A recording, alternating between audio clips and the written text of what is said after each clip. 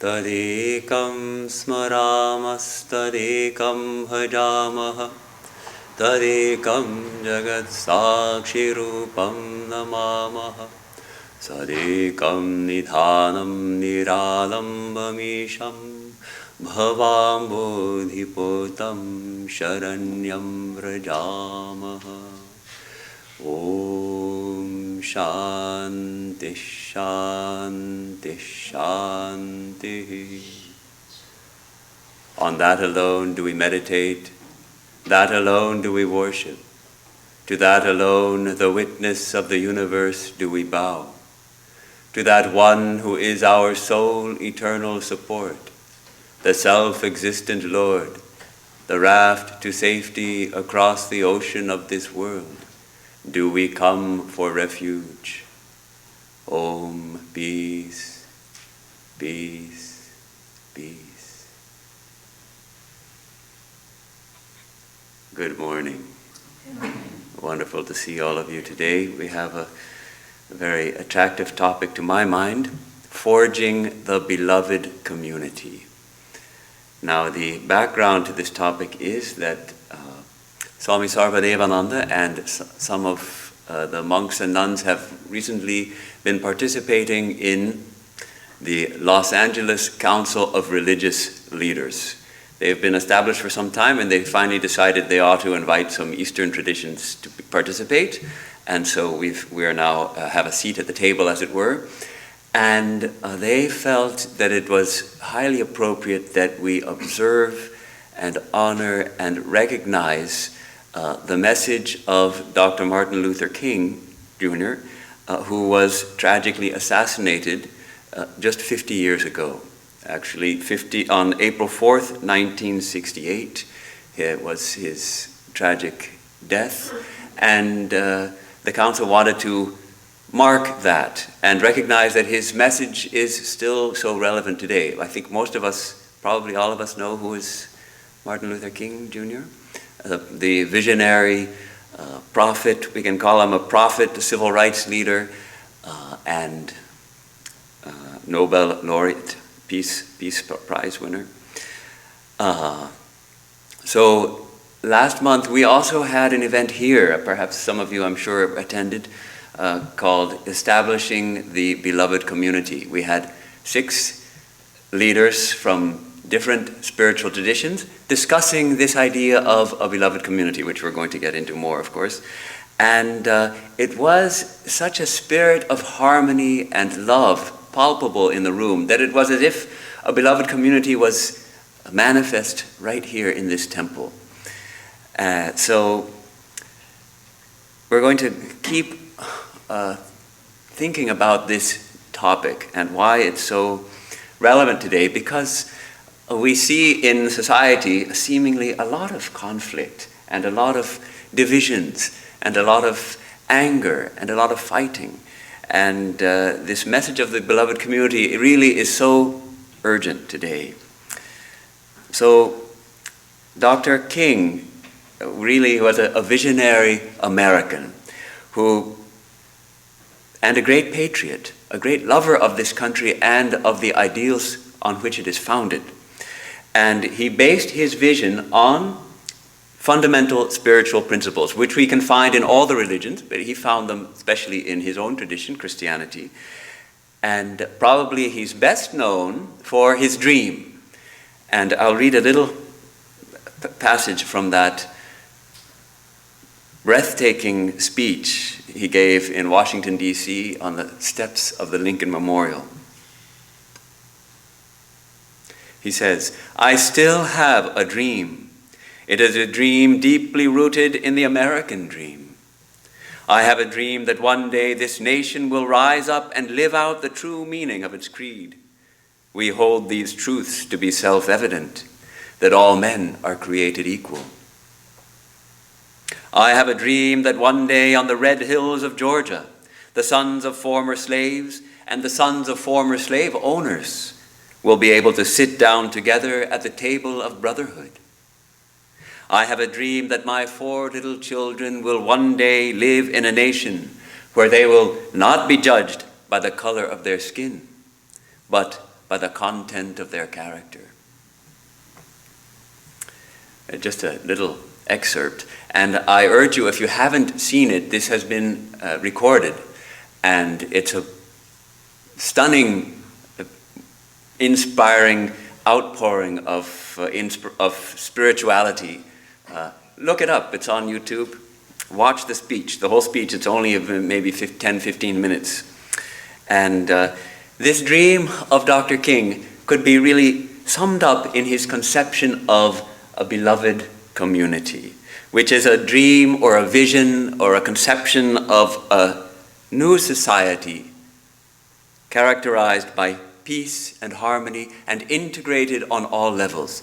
It's not just somebody, when I spoke on this subject in Trabuco, someone told me he thought I was going to talk about our Vedanta community. And surely we need a beloved Vedanta community, and we need to strengthen the bonds in our Vedanta community also. But Dr. King's vision went beyond our own spiritual community to our society, and beyond our own American society to a global society. He envisioned this as something which was going to manifest in the world, and the sooner the better. And it's up to us to make it manifest.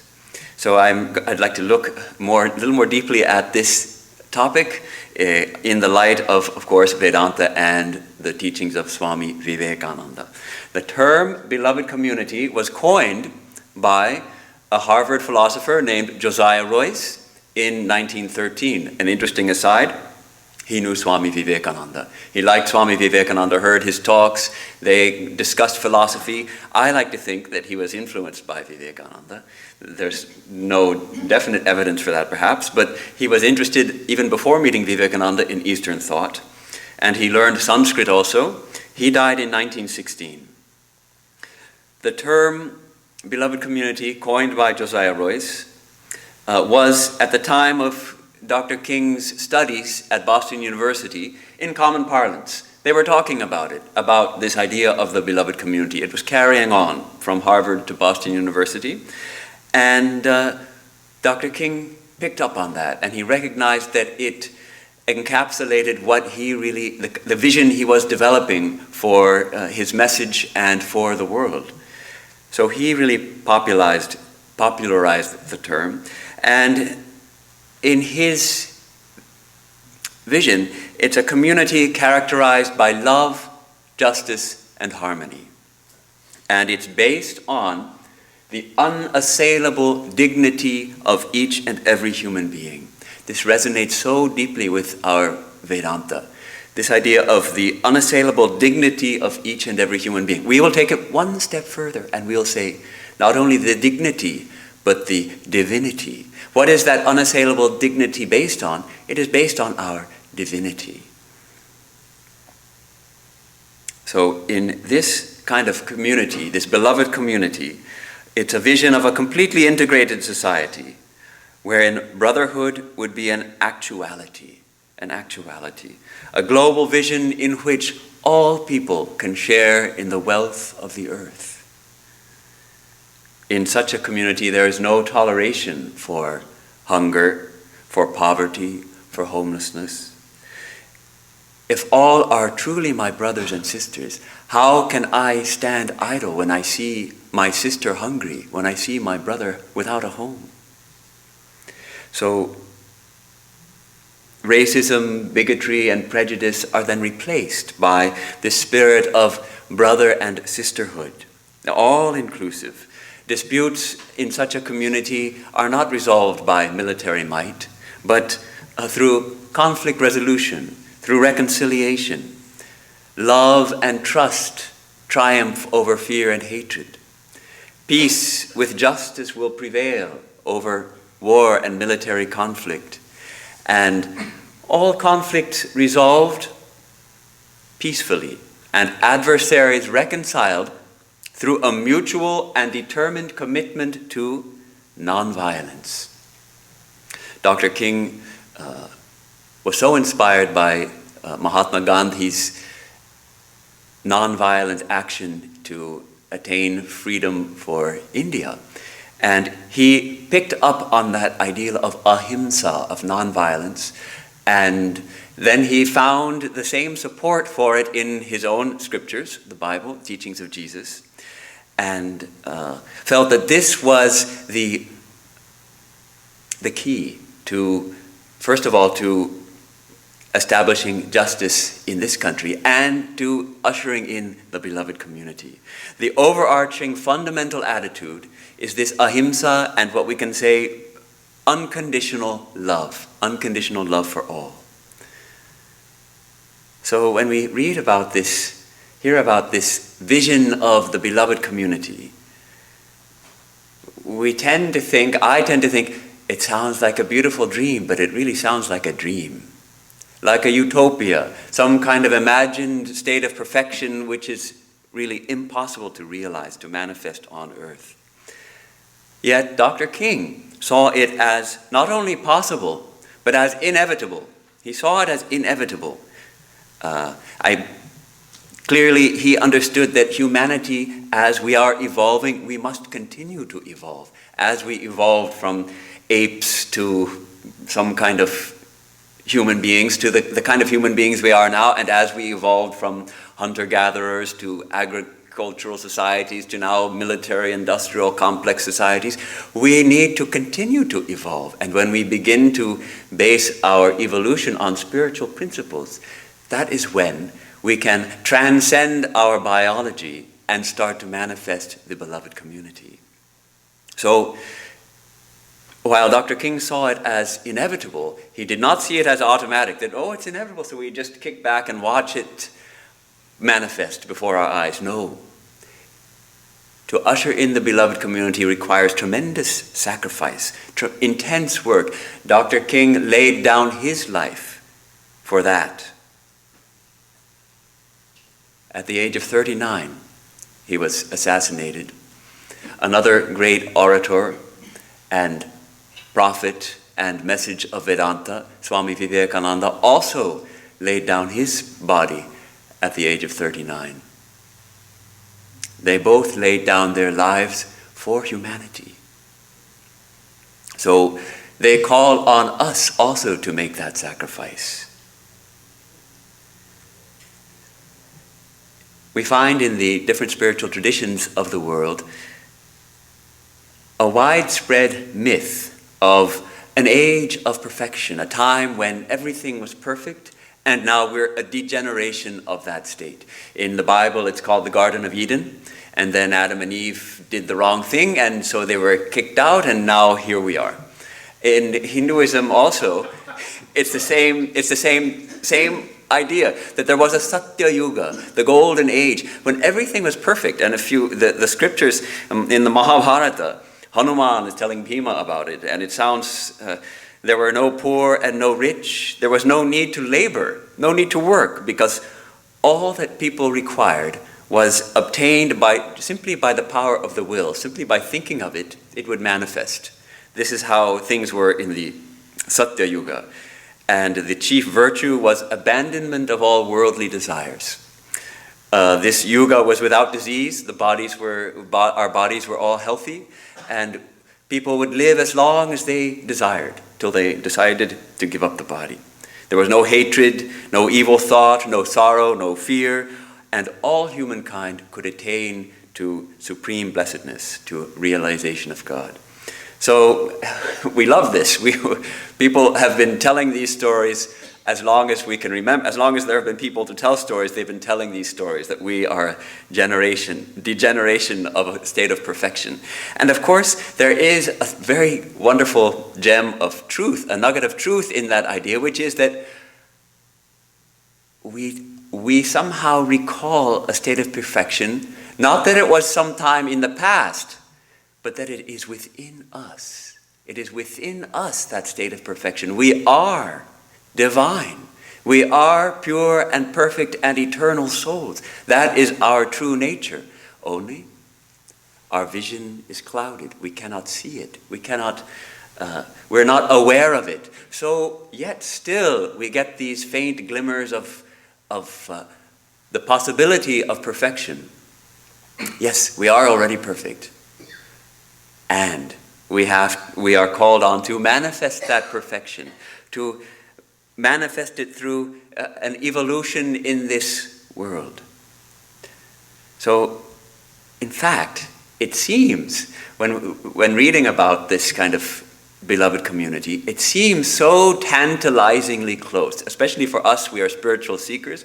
We are striving to manifest our divinity, to manifest our perfection, to curb our passions, to recognize our defects and let them go. It seems really tantalizingly close, and yet so tragically far. If we look at this world and its condition, we espouse the highest ideals, not only in our spiritual traditions, but even in the founding documents of this country. And yet we fall so far short in living up to them. If we could only grow up just a little bit, if we could only learn to love, if we could only set aside our greed for pelf and power and stop bickering with each other. So rare are those who are actually able to live up to these ideals, and then we call them saints. We call them saints. But Vedanta calls on all of us to be saints. Yes, and we have that potential in all of us to be saints. As Vivekananda says, each soul is potentially divine. The goal is to manifest this divinity within. When he says potentially divine, I think what he's meaning is we have the potential to manifest it. Already we are divine. We are called on to manifest it. So, Dr. King, he was much more, as we are beginning to see, I think, much more than just a civil rights leader, just fighting for civil rights. Yes, but much more than that. More than just fighting for equal opportunity in this land of at least vowed equality. He was a radical. He wanted to see a radical restructuring of society. He started speaking out on the injustice he saw everywhere, economic injustice, military injustice. Now, I need to tread quite gently here, because when we start getting into this area, we're opening a kind of Pandora's box, and we definitely don't want to get into political views here, or even this little beloved community will shatter apart into bickering, most likely. So let's not get into politics. And yet,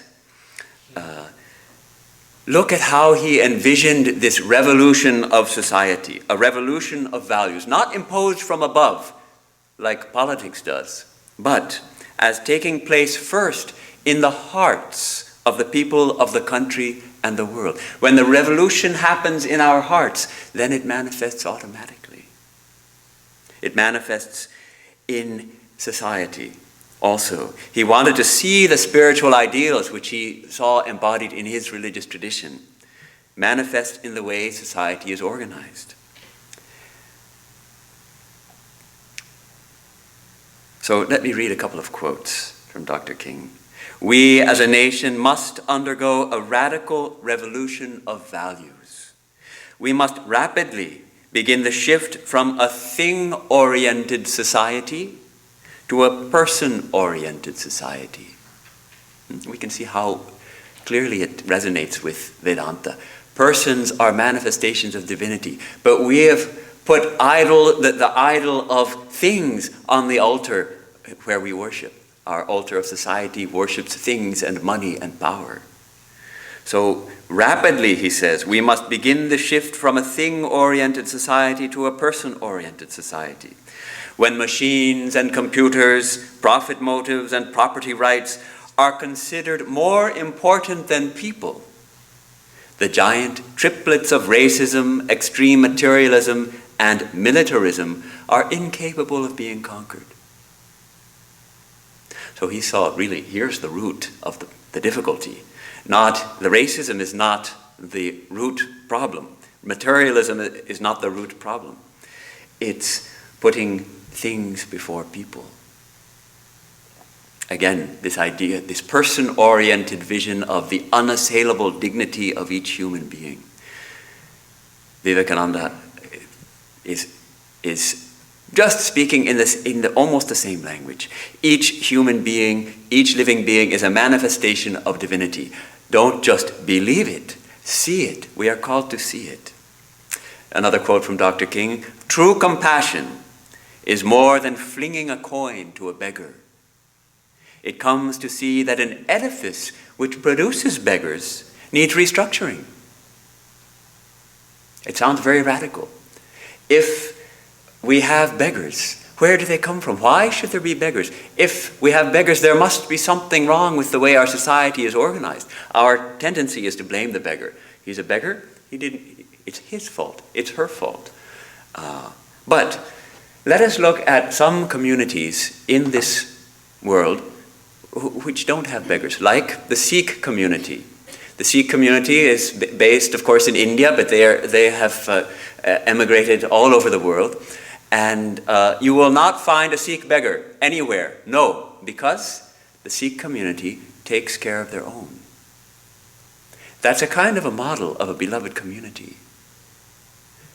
If the Sikh community can do it, can't we as a world community do it? Yes, we can.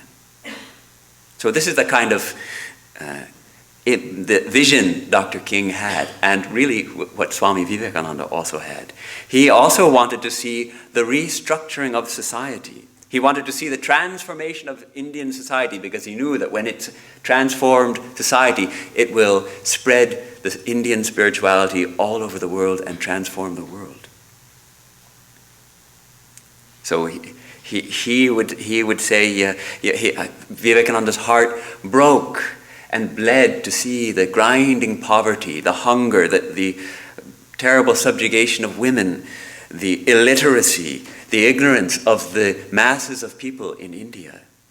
And he said that those poor people are leading the life of brutes is simply due to ignorance. We have been, for all ages, been sucking their blood and trampling them underfoot.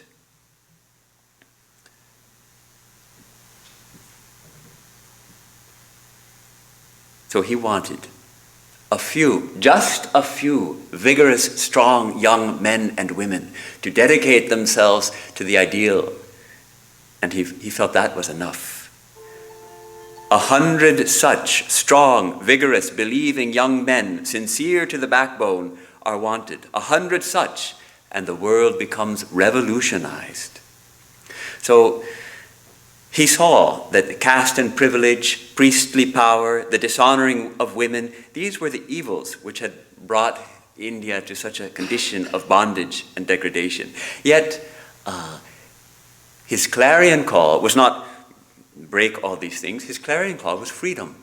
Freedom. Undo the shackles of people as much as you can. What is the meaning of liberty, he asks? It doesn't mean the absence of obstacles in the path of misappropriation of wealth. That's what we think of as freedom. No obstacles in our seeking of wealth. No. It means our natural right to be allowed to use our own body, intelligence, or wealth according to our will without doing any harm to others. And all the members of a society ought to have the same opportunity for obtaining wealth, education, or knowledge. Those social rules which stand in the way of the unfoldment of this freedom are injurious, he says, and steps should be taken to destroy them speedily. So we see how Vivekananda also was a radical who wanted transformation of society. And both Dr. King and Vedanta recognize interconnectedness. When we think of the beloved community, we think of a community which is completely interconnected.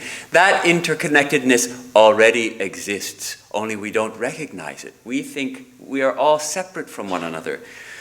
A quote from Dr. King, "We must all learn to live together as brothers, or we will all perish together as fools.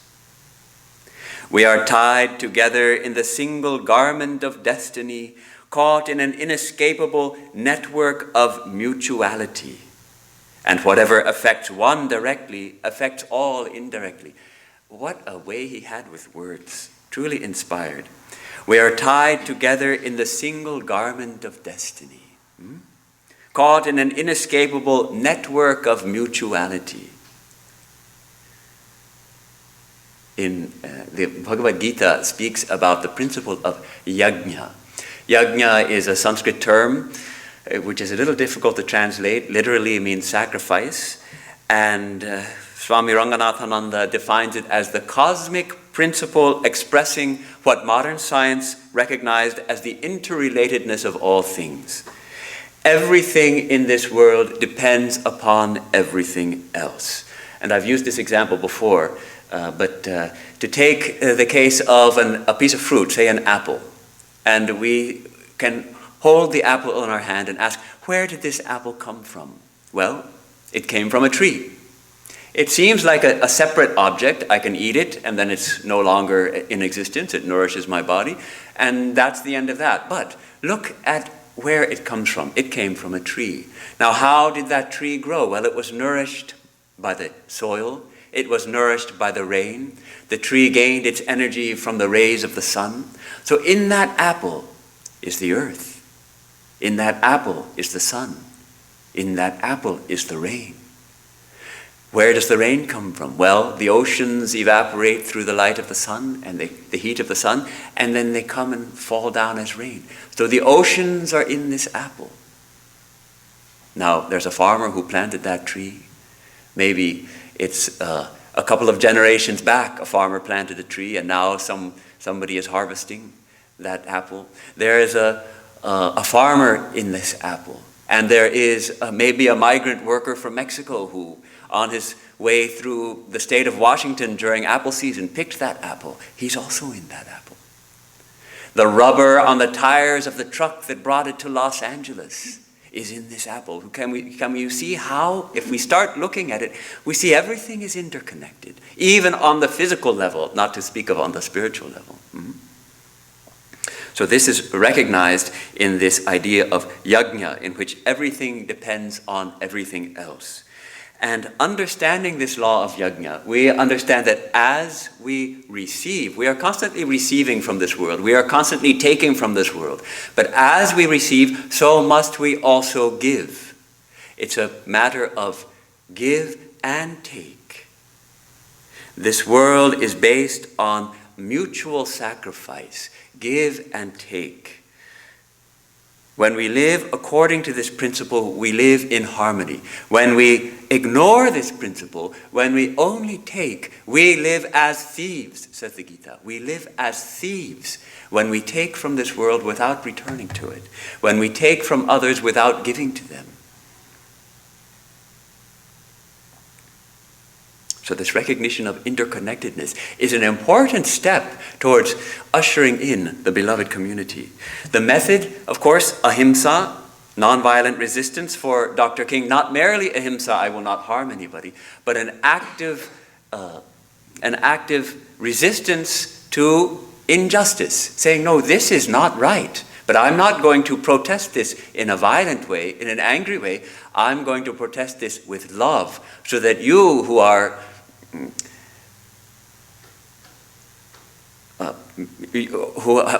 so that you people who are perpetrating the injustice can see that you are in error and that we can grow to love one another.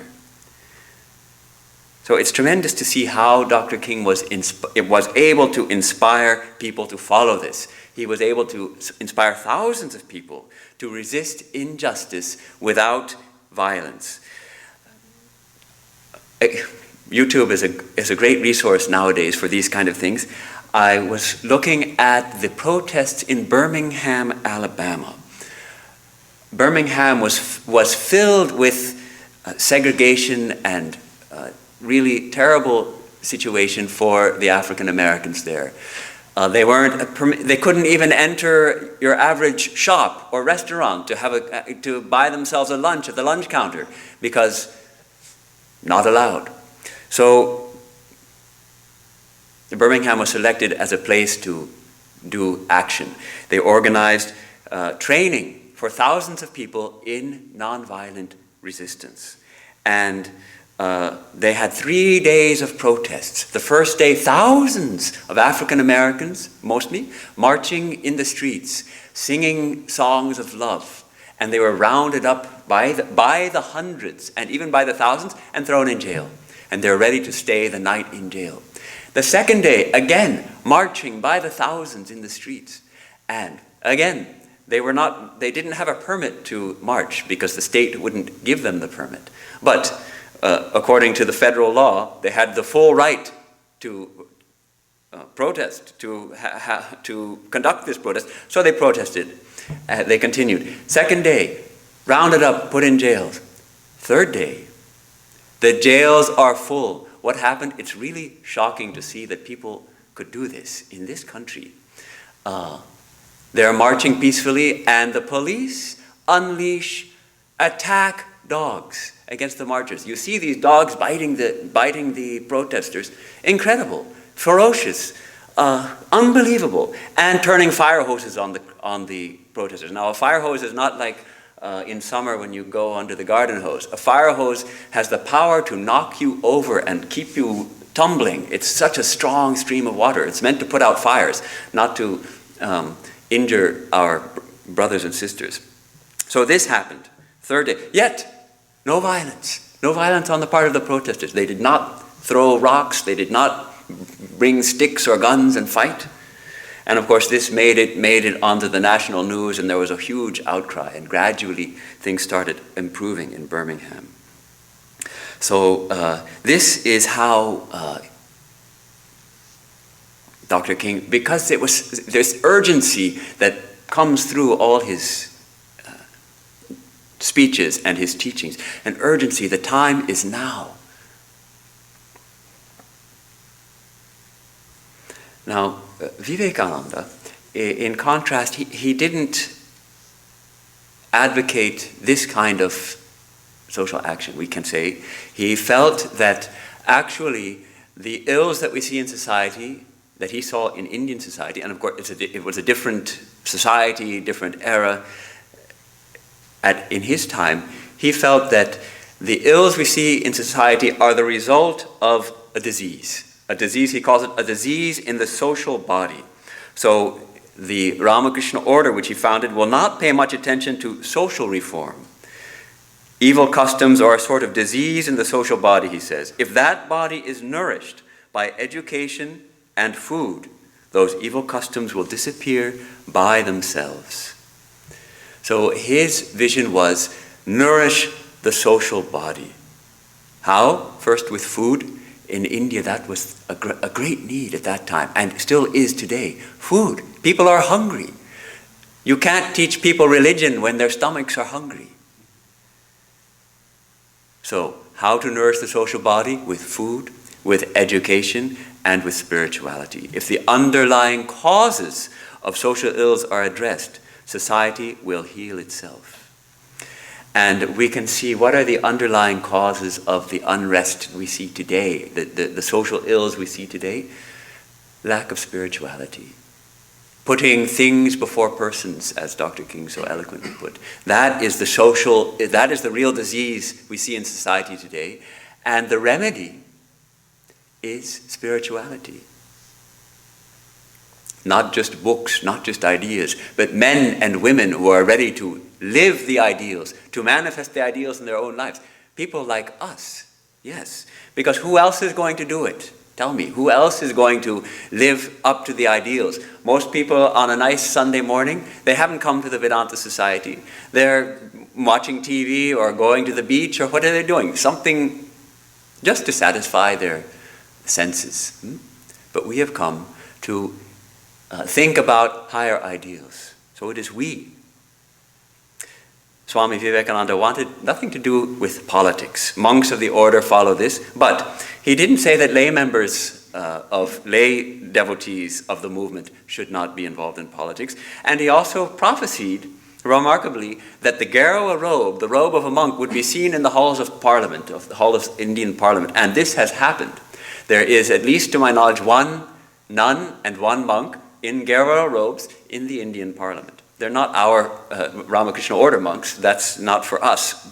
But He prophesied that. So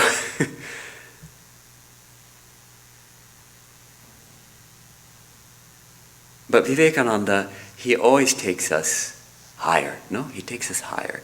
He says, to the reformers, I will point out that I am a greater reformer than any one of them.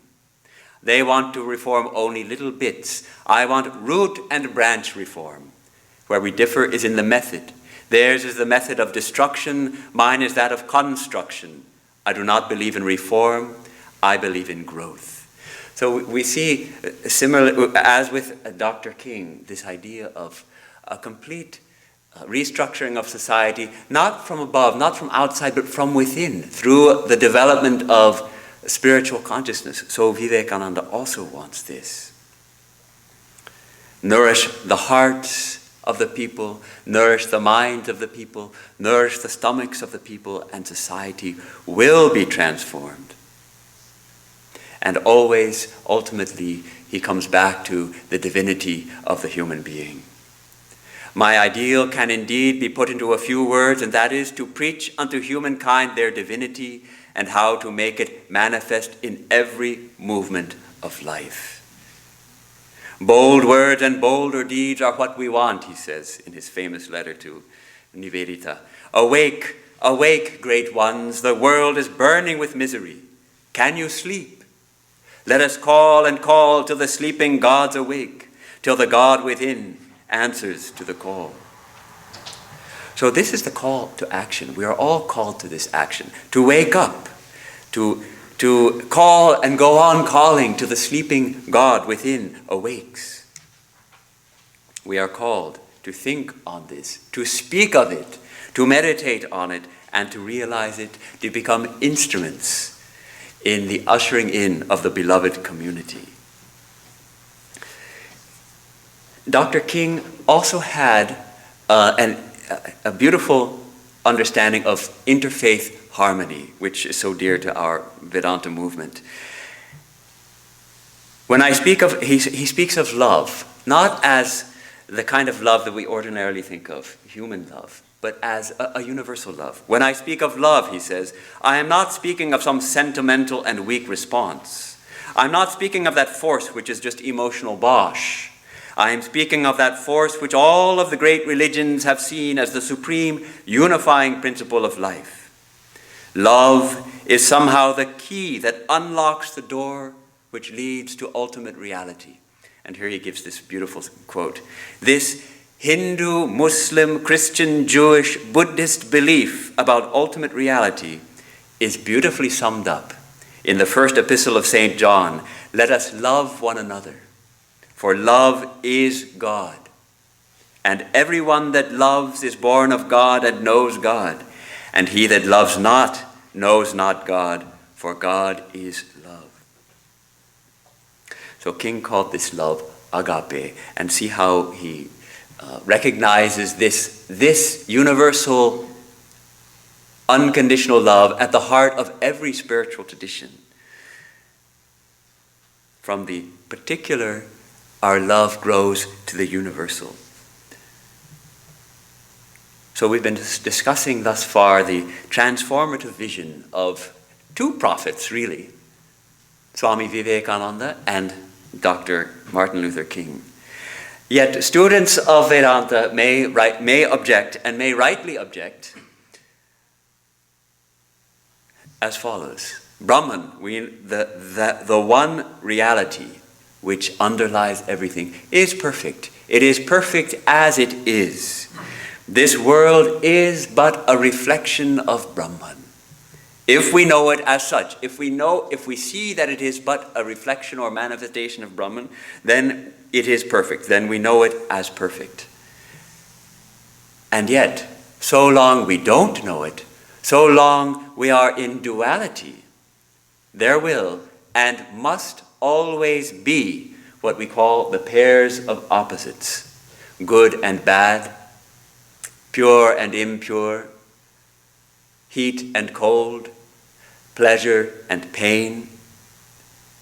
In fact, we cannot make this world perfect. The very nature of the world is to have both good and bad in it. And if we think we can have a world of only good and no bad, we are just deluded. It's not possible. A perfect world is impossible. This, I think, is a paradox which lies deep in the heart of every great prophet. Because every great prophet knows in his or her heart of hearts that a perfect world is impossible, that this world, the very nature of the world is duality of both good and evil, that we cannot make this world perfect. And yet, at the same time, they strive, they pour their whole life and heart into transforming the world, into ushering in a beloved community, into bringing the kingdom of God here on earth. This tension, one of our great Swami Mahayogananda, and I'm sure I'm paraphrasing, but he says, the tension created by this paradox in the hearts of the great prophets between, on the one hand, knowing we can't have a perfect world, and on the other hand, striving heart and soul for that, generates tremendous power. That tension generates tremendous power with which they do revolutionize the world to a great extent. But let's look at the powerful letter of Swami Vivekananda to Goodwyn, the only letter he wrote to Goodwyn, I think because Goodwyn was always by his side as his stenographer. He writes, "A good world, a happy world, and social progress are all terms equally intelligible with hot ice or dark light. If it were good, it would not be the world." So here we have it in a nutshell. If it were good, it would not be the world. The world is a mixture. The soul foolishly thinks of manifesting the infinite in finite matter, intelligence through gross particles, but at last it finds out its error and tries to escape. And this going back is the beginning of religion. So we see Vivekananda, on the one hand, how hard he worked for the uplift of the masses in India, how much he wanted root and branch reform. And yet, here he understands that a perfect world is an impossibility.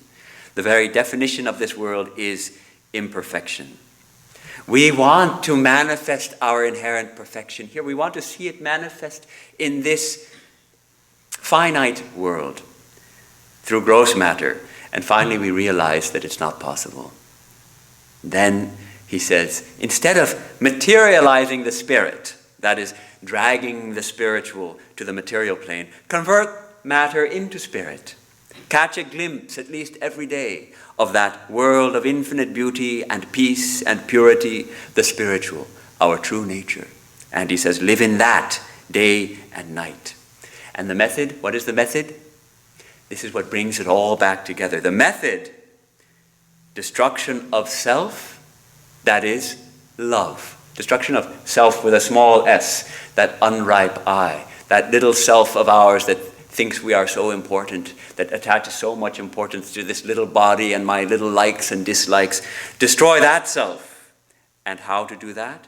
Through love. Not love for wife or child or anybody else, but love for everything else except this little self. This letter to Goodwyn goes on. His disciple Kripananda, American disciple Kripananda, had turned against Vivekananda. And the letter is full of compassion for Kripananda, who was doing some very unpleasant things, publishing newspaper articles exposing Vivekananda, supposedly. It is unswerving love and perfect unselfishness that conquer everything, he writes. We Vedantists in every difficulty ought to ask the subjective question, why do I see that? Why can I not conquer this with love? Vivekananda said, any time we see something, why can I not conquer this with love? We should ask ourselves as Vedantists. This is the power of love to transform. Believe in the omnipotent power of love, says Vivekananda. Never be deluded by the tall talk of which you will hear so much in America, says he, about human progress and such stuff. There is no progress without corresponding digression. It's kind of shocking. We have the idea that we are progressing, And yet, don't believe it, says Vivekananda. You progress somewhere, you go down somewhere else. And yet, he still calls on us to solve every difficulty with love. And this is the only work. This is the only work, to call on humankind to awake, arise, and stop not till the goal is reached. Really, ultimately, he calls on all of us to realize, to attain spiritual realization. Through that realization comes the transformation of the world. Yes, through realization. On two levels, on both levels, on the individual level and on the universal level. First, for us, when we see this world as the manifestation of Brahman, it's perfect to us. When we realize it is merely a reflection of Brahman and all beings are divine, then we see a perfect world. Suppose, he asks, suppose we have realized this oneness of the universe, that we are that one infinite being. What becomes of us after that? What becomes of us? And he gives two answers. First, on the personal level, on the subjective level, such a person becomes, he says, for such a person, the whole universe will become transfigured to him, to her, transfigured. This universe will then be to us a playground. Beautiful will be this universe then. And yet also it becomes transfigured on the universal level. He says, if all humankind today realize only a bit of that great truth, the aspect of the whole world will be changed, and in place of fighting and quarreling, there would be a reign of peace. This indecent and brutal hurry characterizing our society so well, this indecent and brutal hurry which forces us to go ahead of everyone else, will then vanish from the world. With it will vanish all struggle, with it will vanish all hate, with it will vanish all jealousy, and all evil will vanish away forever. This very earth will then become heaven, and love, the great ideal of love, will be so powerful that no whip and cord will be required to guide humankind aright.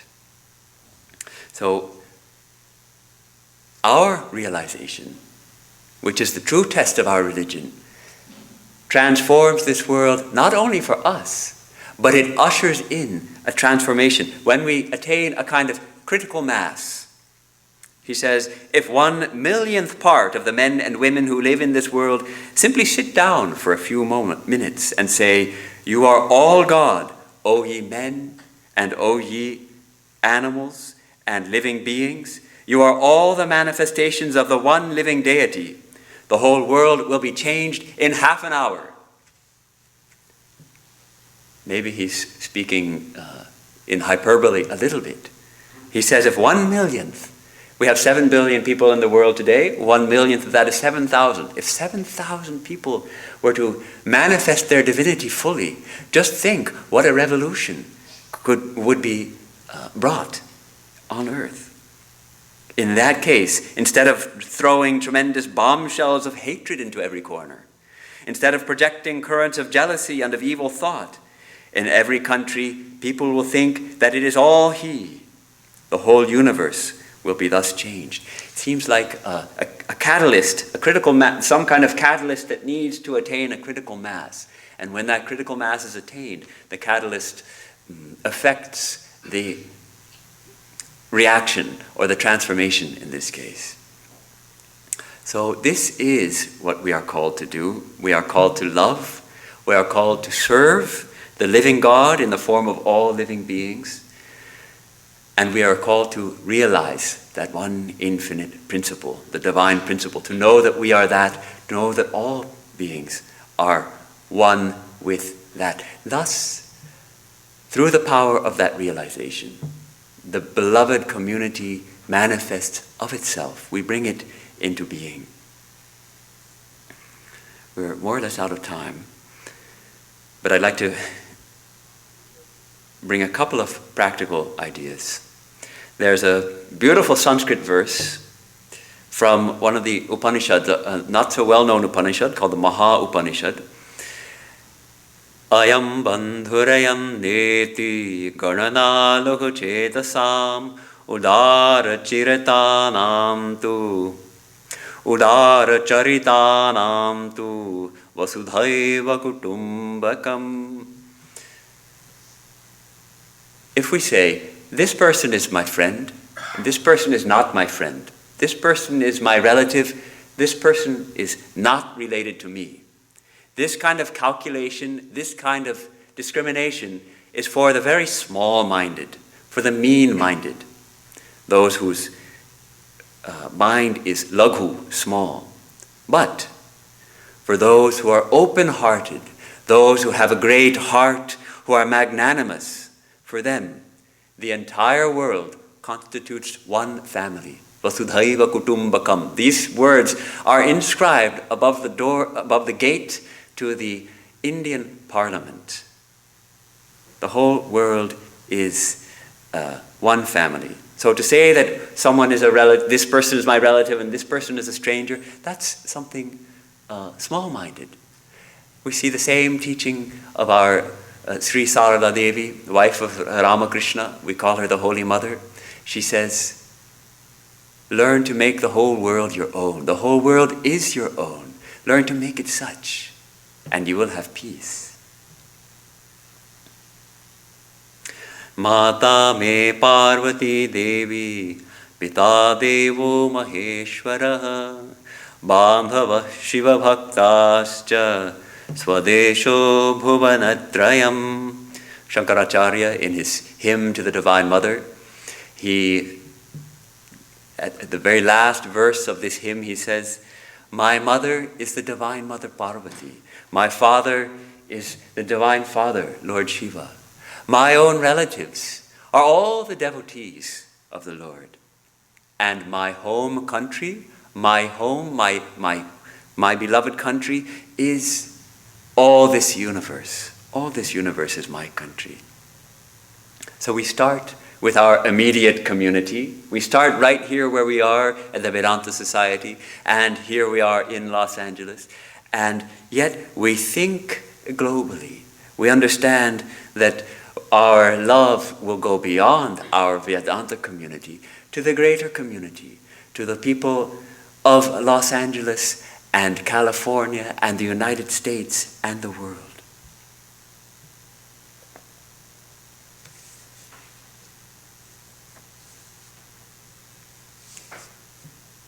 I'll close with another quote from Dr. King. Now let us begin, he says. Now, let us begin. Why not right now? Let us rededicate ourselves to the long and bitter but beautiful struggle for a new world. This is the calling of the sons of God, and our brothers wait eagerly for our response. If we will make the right choice, we will be able to transform the jangling discords of our world into a beautiful symphony of brotherhood. If we will but make the right choice, we will be able to speed up the day all over America and all over the world, when justice will roll down like waters and righteousness like a mighty stream. And Vivekananda, can you sleep? We already read this. Can you sleep? Let us call and call till the sleeping gods awake, till the God within answers to the call. What more is in life? What greater work? The details come to me as I go. I never make plans. Plans grow and work themselves. I only say, awake, awake, harmony and unity. Om Samano Mantra Samitis Samani Samanam Mana Sahachittamesham Samanam Mantram Abhimantrayeva Samanena Voha Vishajuhomi Samaniva Akutih Samana Hridayani Vaha Samanamastu Vomano Yatava Susahasati. Om Shanti Shanti Shanti.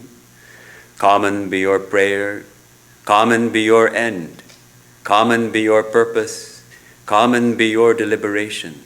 Common be your desires, unified be your hearts, united be your intentions, perfect be the union amongst you. Om, peace, peace, peace.